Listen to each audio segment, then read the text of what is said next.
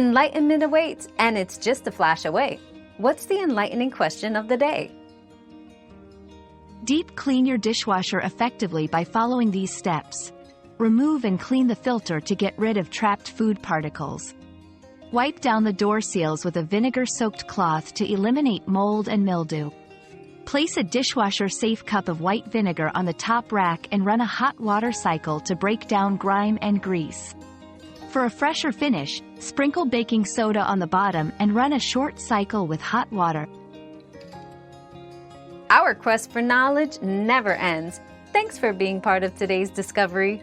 Subscribe, like, and share to join us on the next one.